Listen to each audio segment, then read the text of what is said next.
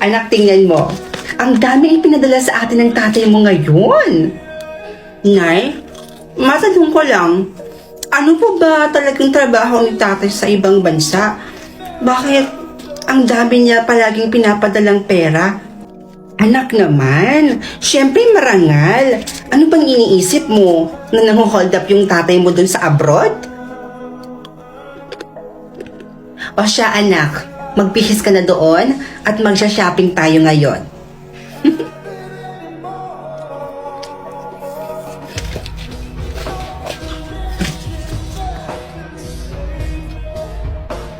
Nay, nagpadala na naman ba sa inyo si tatay? Di ba kakapadala lang niya nung isang araw? O bakit anak? Ayaw mo ba ng ganon? Na marami tayong pera? O ito na ha.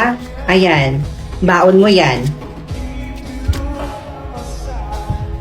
O yan ako, ubusin mo yung pera mo na yan ha. Kung gusto mo, mag-shopping ka ngayon din. Oo, para mas mabilis maubos yung pera mo. Tapos kapag naubos na, humingi ka sa akin ulit, ha? Ano kaya kayo ng mga kaibigan mo? Puntahan nyo kung ano yung gusto nyong puntahan, mag-travel kayo, ganun-ganon. Gumastos ka lang anak, humingi ka lang sa akin kapag naubos na yung pera mo. Huwag na po, Nay. Itatabi ko na lang ito.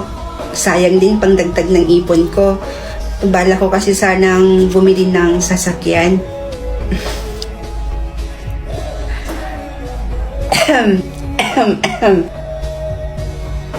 Oh. Oy, ano pang hinihintay mo dyan, anak? Testing mo na yung kotse mo. Nandoon na sa labas yung paborito mong kotse. Totoo ba to? May sasakyan na ako? Tay, bakit ganyan po yung tono ng boses nyo? May sakit po ba kayo? Baka inaabuso niyo na po yung katawan nyo kakatrabaho. Ang laki pa naman ng perang pinapadala nyo dito sa amin sa Pilipinas. Tay, may itatanong lang po sana ako sa inyo. Ayaw po kasi sabihin sa akin ni nanay eh. Tay, ano po ba talagang trabaho nyo dyan sa abroad?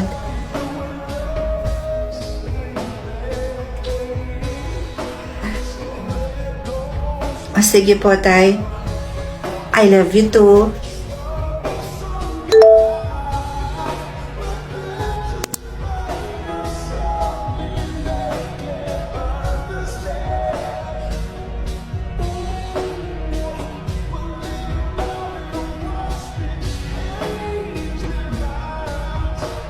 Ano pa naman yan, Berto? Magpagaling ka na yan. Paano naman tayo yan kapag umuwi ka? Diyan ka na lang? Ano ka ba naman? Magpagaling ka dyan, tapos magtrabaho ka na ulit. Tapos yung pipiliin mo makatrabaho mo, yung walang sakit. Nay, ay, anak, si tatay ba to? Si tatay ba yan? Sabihin niyo sa akin ng totoo, Nay. Ano po ba talagang trabaho ni tatay sa abroad? Bakit ang bilis natin yumaman? Oo na, eto na. Eto na, sasabihin ko na. Ang trabaho kasi ng tatay mo sa Malaysia, anak. Isa siyang keyboard actor sa Malaysia. Ano? Nakikipagtalik ang tatay mo sa mga kapwa ng lalaki, anak. Para kumita ng malaking pera. Pero ang kapalit naman nito, kailangan daw videohan. All this time, alam nyo yung trabaho ni tatay sa abroad, pero hindi nyo siya pinigilan?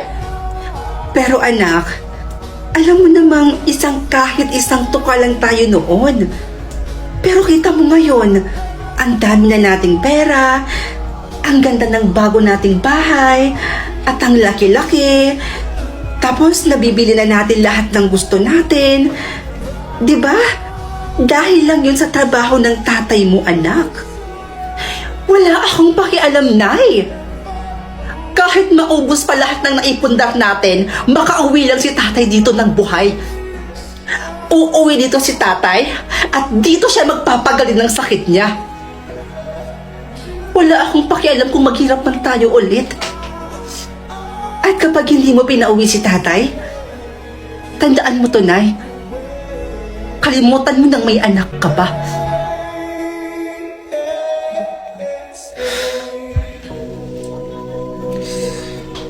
Hoy, nurse! 3 minuto na kami nandito.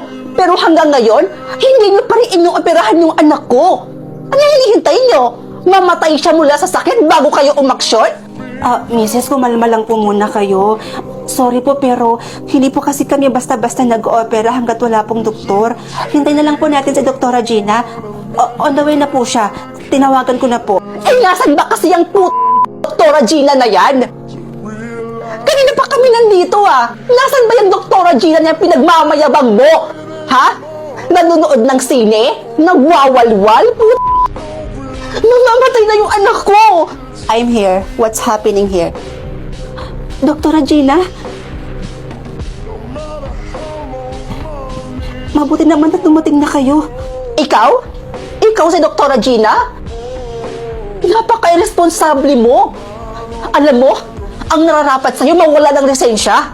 Mamamatay na yung pasyente mo, Mamamatay na yung anak ko, and yet ikaw, chill lang? Ma'am, relax lang po kayo. Relax? Eh kung yung anak mo yung nasa kalagayan ng anak ko ngayon, ha? Makakapag-relax ka pa ba, doktora? Naranasan mo na bang mamatayan ng anak? Hindi ikaw ang mamamatay ng anak, kaya nasasabi mo yan.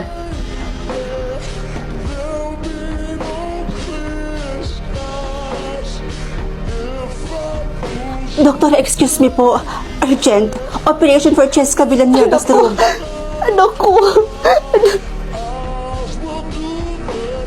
Kaya kong sirain ang pangalan mo kung sakaling may mangyaring masama sa anak ko. Mrs., hindi ako Diyos at hindi ko rin hawak ang buhay ng anak nyo. Pero bilang doktor, gagawin ko lahat ng makakaya ko, mailigtas ko lang siya. Excuse me po. Doktora, alam ko naman po na magaling po kayong doktor. Pero sa kasong to, mukhang malabo na yata siyang mailigtas.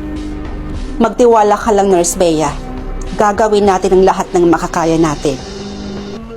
Prepare all apparatus, please, and always check the heartbeat.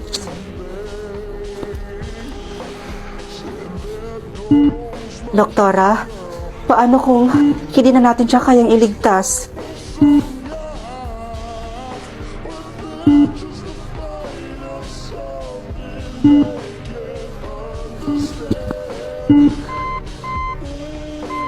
Clear. Doktora, wala na po talaga eh.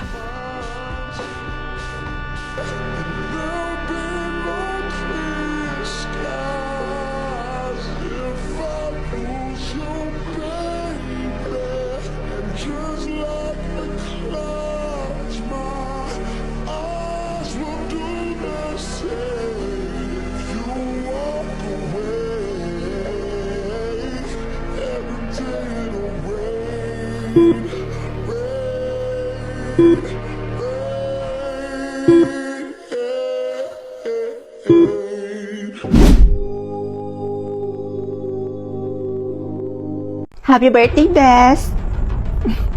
Thank you, Bes! Oh, ready ka na ba sa magiging task mo? Oo naman! Uy, alam mo, Bes, Gina, ang dali lang ng task niya. Kaya ayun, natapos niya kaagad. At ang yaman-yaman na niya ngayon. Hala talaga? Hala, sana all naman. Sana sa akin madali lang din, no? Anak, pakikuha nga ako ng box doon sa may basement. Sige po, pa. Anak, dito ka na lang.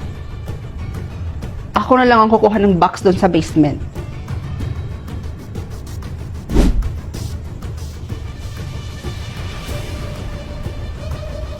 Bes? G ka ba? Tara, sleep over ka ulit sa bahay namin. Nako, Bes. Pass mo na siguro. Doon kasi sa may bandang basement nyo, ang paho. Nangangamoy masyado. Hindi ko gusto yung amoy. Ano? Bakit ngayon mo lang yan sinabi sa akin? Ang creepy-creepy naman kasi ng mama mo, Bes. Di ko siya kayang kausapin. Tsaka, ba't siya ganun? Nakakatakot siya tumingin. Naku, pagpasensyahan mo na si mama. Ganun talaga yun. Tsaka, napagod lang siguro yun. Pero promise, ako pa mismo maglilinis sa bahay namin. Sige na nga. Basta maglinis ka dun sa bahay niyo ah. Lalong-lalo na dun sa may bandang basement. Sige, Bes. Ako bahala. Ma? Ano po ba yung laman ng basement, Ma? Sabi po kasi ng kaibigan kong si Princess, medyo nangangamoy daw po dun sa may bandang basement. Ano? Sinabi niya yun, anak? Ay, teka lang po, Ma, ha? Papapasukin ko muna si Princess kasi mag-i-sleep over po siya ulit dito sa bahay natin. Sandali lang po. Oh, Bes, dito ka muna, ha? Ipaghanda ko muna yung makakain natin. Bes, sige na anak. Kumuha ka na doon. Ako nang bahala sa kaibigan mo. O, sige po. Dito ka lang, ha?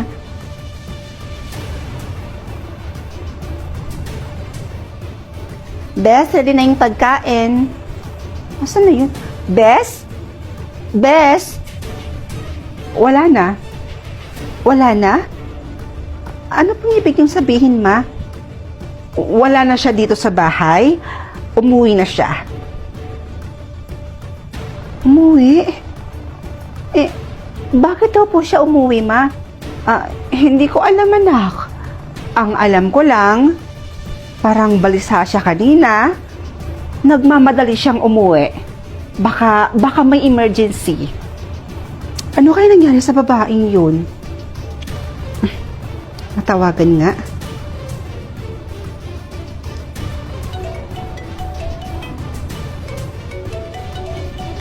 Teka, cellphone niya ba yun? Sa may bandang basement yun ah.